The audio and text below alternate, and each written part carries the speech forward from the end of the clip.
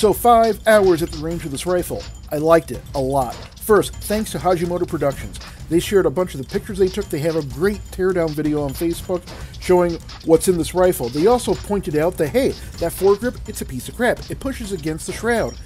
My suggestion, get rid of it. You don't have POI shift issues. It helps tremendously.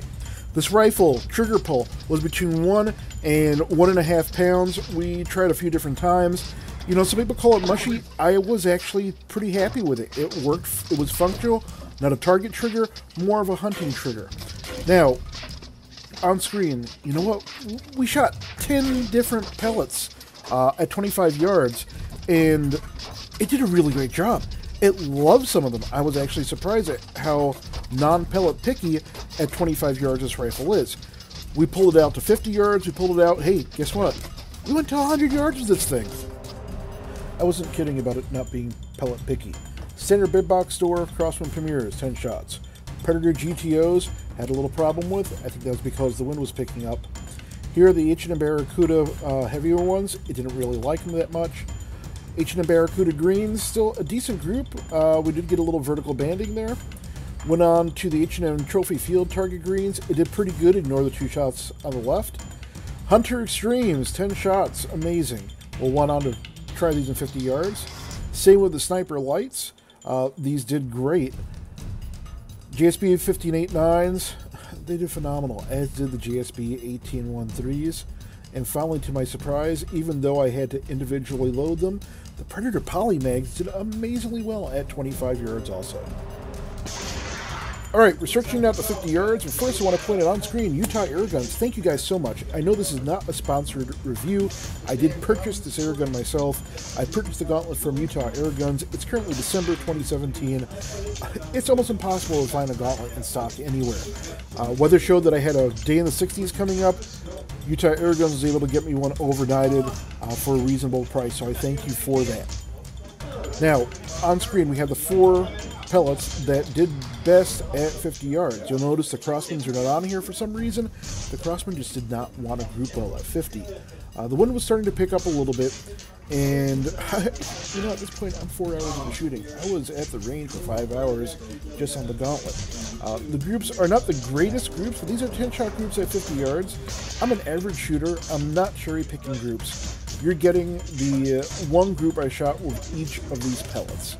The only time that's even a little different will be when I bring it out to 100 yards, because it did take me a little bit to get dialed in for range at that point. But as you can see, these are 3-inch targets, 3-inch Birchwood Casey shoot and see targets.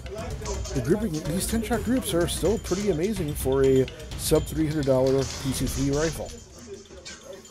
Okay, now we're going to take it out to 100 yards, and the 2 pellets that worked best before the wind really started to pick up were the JSB Exact 15.89s and the H&M Barracuda Hunter Extremes. This is at 100 yards. You can tell the second group we had a little more wind than the first that picked in, but you know, overall, that first group with the JSB Exact 15.89s, if we hadn't had that wind, we would have had a full 10-shot magazine in under 3 inches. They would have all fit on that target. Really impressive. Now for the shot stream. This was 60 shots with the Crosswind Premier hollow points before we really started to drop off regulator. And you know, with this regulated bottle on the Gauntlet, you're going to get 60 solid shots. We had under a 4% extreme spread. You know, these weren't the most high quality pellets. I wouldn't be surprised with those JSB 15.89s or those Barracuda Hunter Extremes, or you know, other of the premium pellets, that you'd see that shorten up a little bit. I wouldn't be surprised to see 2 to 3% spread there. Our average FPS was 838.7 feet per second, and that gave us an average foot-pound energy of 22.34. Overall, we're just talking about a spread of 30 feet per second between our low and our high on this string.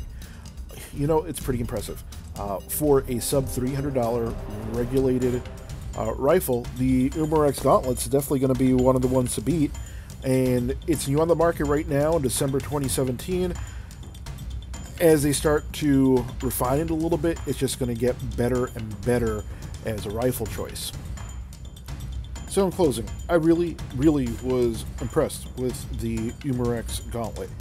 One quick note on the magazines. They look identical to Benjamin Marauder magazines, and others have reported that they are interchangeable, so that gives you a real low-cost option if you want to grab a couple spare magazines. In fact, I ordered a couple myself for mine in 22. To point out, once again, this is not a sponsored review. I purchased this rifle because I knew that this was going to be a game changer, and that it is.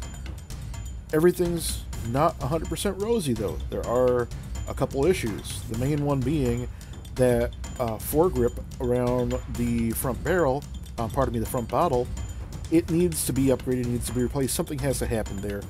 It's really a detriment to the rifle as a whole.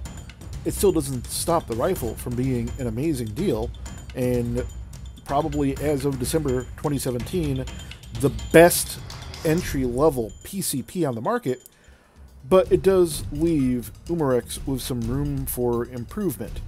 Hopefully either they or some modders come out with an aftermarket foregrip. I have read rumor that the trigger unit can be swapped out with that of a QB if you do want to upgrade that. But in general, I loved this rifle. I wasn't expecting to enjoy it as much as I did.